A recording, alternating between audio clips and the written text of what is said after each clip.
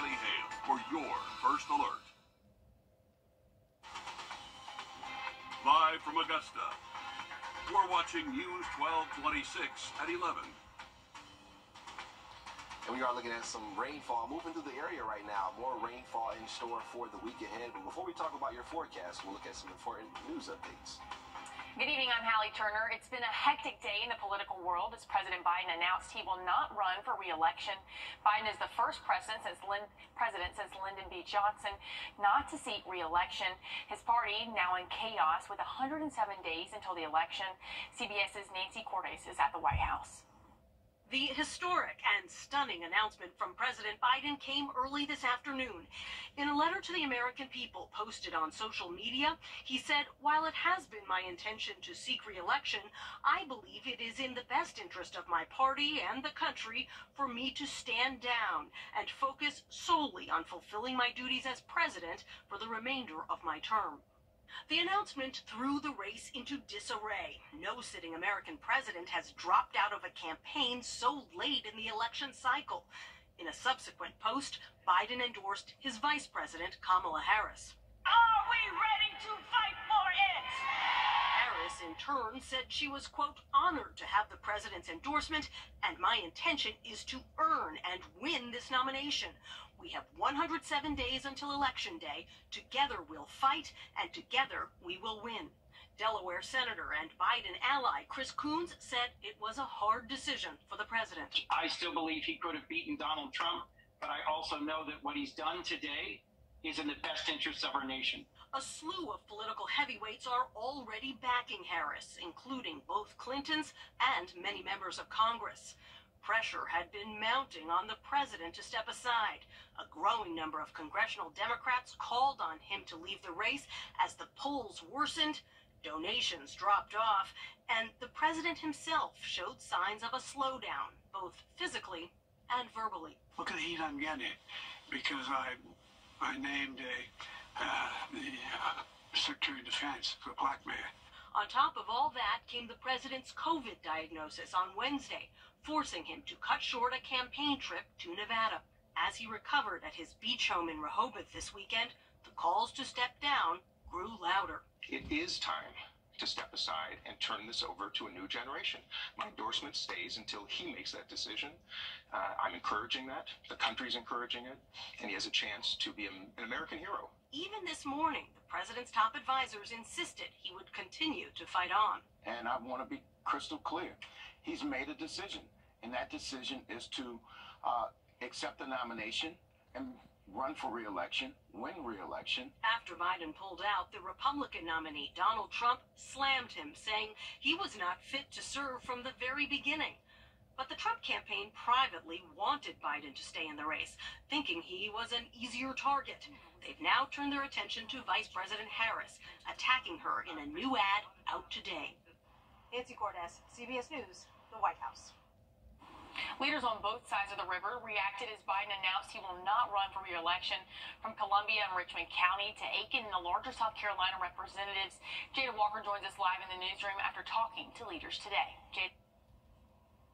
Some leaders praised Biden's decision to step down, while others made their feelings clear that the race for the White House is shifting gears.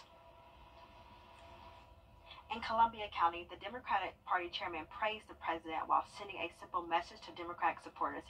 In a statement, he said, quote, President Biden said Georgia made him president. There is more work to be done, and our eyes are on the prize, and we stand firmly behind Vice President to make it happen. We also spoke to Augusta's Mayor Garnett Johnson. Johnson said, quote, I do not want to comment on the issue as my role as mayor is nonpartisan. Richmond County Democratic Chair and Augusta Commissioner Jordan Johnson said he is waiting to be cleared before he speaks.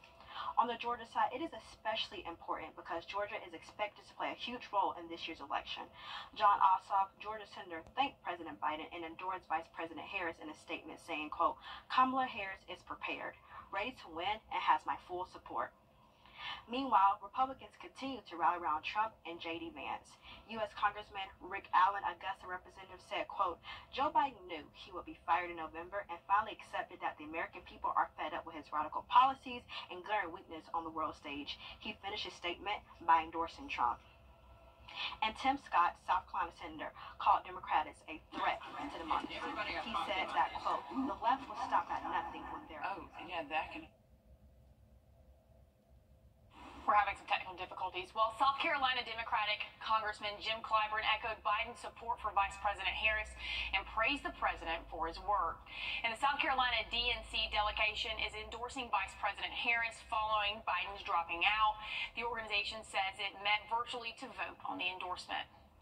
In the aftermath of President Biden's historic decision to drop out of the race, voters are dealing with the fallout. Here's CBS's Jim Axelrod. In the summer of surprises, this was another weekend of bold-faced headlines to be digested by voters, like Richard Freeman in Ohio, a Democrat. I think it's a good decision. I think he didn't have a chance against Trump. Too many people were concerned about his age, which I was too. This retired bar owner in Michigan had wanted to see the president drop out ever since the debate. Yes. After seeing him, how bad he's been failing health-wise, I think it's a good thing that he did drop out. The latest CBS poll of registered voters overwhelmingly showed most Americans did not think Mr. Biden has the mental and cognitive health to serve as president.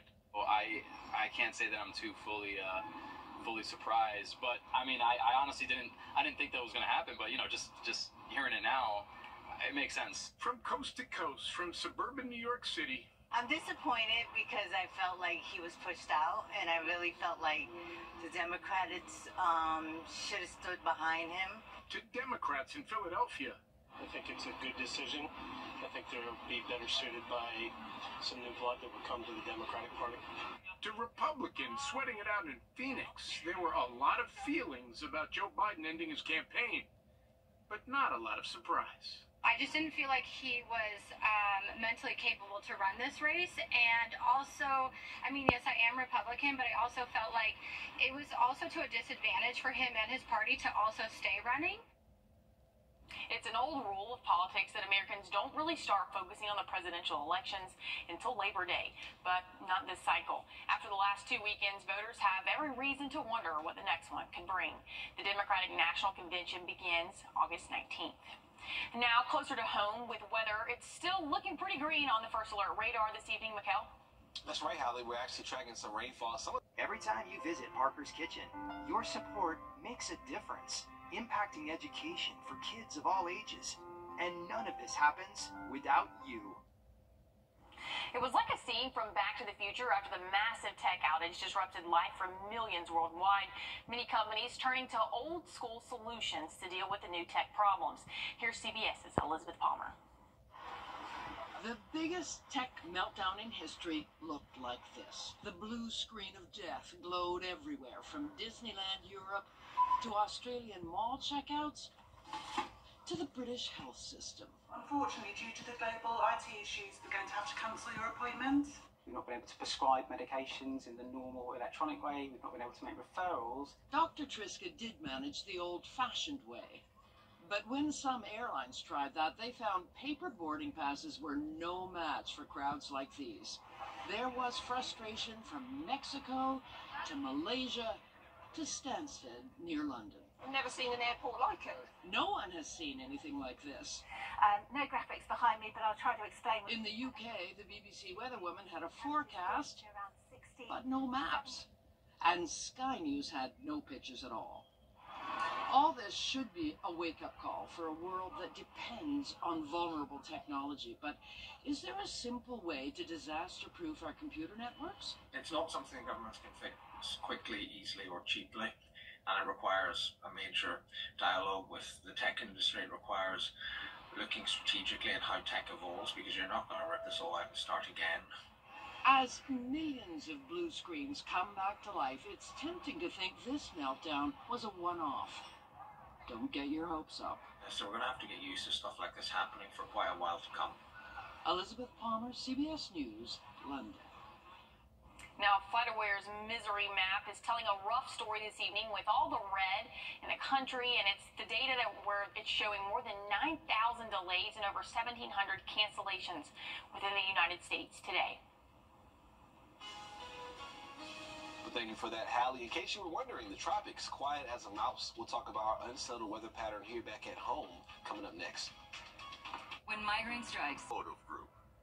Your safety comes first with the First Alert Radar Network. First just got faster. On your sideline. North Augusta's Riverview Park will be a little less busy starting this week. Peach Jam has officially come to a close. Nike gave us the best in play, especially in the finale. The Oakland Soldiers and Knight Riders Elite met on the hardwood to dish it out in front of a packed house. This was the most anticipated game all week long. You knew it was going to happen. That's what everyone was here for. From the young kids following AJ Devanza and Tyron Stokes on TikTok to the NCAA coaches scooping out the talent of the Boozer twins and the former NBA players who were once in their shoes. All eyes didn't leave the court as the Knight Riders defeated the Soldiers 71-62. Devanza tallied 25.6 rebounds, Stokes 22.9 boards, and the Boozer twins doubled up for 27 points. 2 months after winning his first major, Xander Schauffele is a major champion again, winning the 152nd Open Championship. He was the sole golfer heading the Claret Jug after posting a 6-under 65, a perfect mirror of his final round of the PGA Championship. He called his back nine the hardest holes that he's ever played, yet Schauffele mastered them. 4 birdies, no bogeys. He's now one step closer to earning that career Grand Slam. Schauffele is the 6th to win the PGA Championship and the Open in the same year. 2 down, 2 more to go. I mean, it's a dream come true to win 2 majors in 1 year. Is, you know, it took me forever just to win 1, and to have 2 now is something else. There's calmness and super stressful moments when you're trying to win a major championship, and you know, I felt them in the past, the ones I didn't win, and you know, I let them get to me, and today I felt like I did a pretty good job of weathering a storm when I needed to. Schauffele is the first golfer in the Masters era since 1934 to have multiple final rounds of 65 or better in the majors in the same year. It's also the first time since 1982 that U.S. golfers have claimed all 4 majors. Well, the ACC and SEC announced that they'll have access to Apple iPads on sidelines and in the coaching booths for this season. FBS teams will also have the option to use coach-to-player helmet communications. Georgia's Carson Beck is getting used to the volume inside his helmet. Putting an iPad in his hands, though, well, that's a dangerous element. I think going back and watching film this past year, I almost wish that we did have iPads on the sideline, because there's so many different situations that happen throughout a game. But when situations repeat, a lot of defensive coordinators end up going back to what worked before, and they'll repeat calls. So, you know, being able to see those things and maybe even having like a little, I guess you have like 1 step, or it feels like you might have 1 step on a defensive coordinator. If you see the look before, if something doesn't go right, they might go back to it, which happened a lot in our games this past year. Or, well, if you can solve that like a Rubik's Cube, we're all in trouble. Now the news you really don't want to hear. Only 3 games into the second half of the season, Ozzy Albies is on his way to the injured list after leaving with a left wrist injury. The team later announced that confirmed it was a fracture. He is expected to miss around 8 weeks. Just another loss for the Braves. Mika.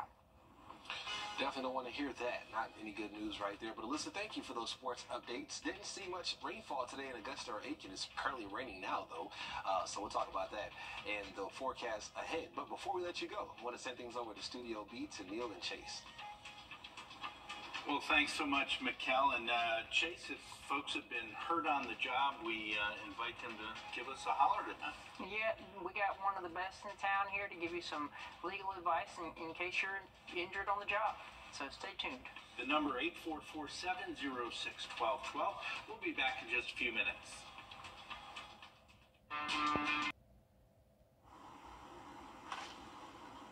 So, General Mills has created a new brand of cereal. It's a blend of the Kelsey Mix, a blend of the brothers' 3 favorite cereals, Cinnamon Toast Crunch, Lucky Charms, and Reese's Puffs. If you're interested, there are 4 different limited edition collectible boxes that feature Travis and Jason Kelsey on the packaging.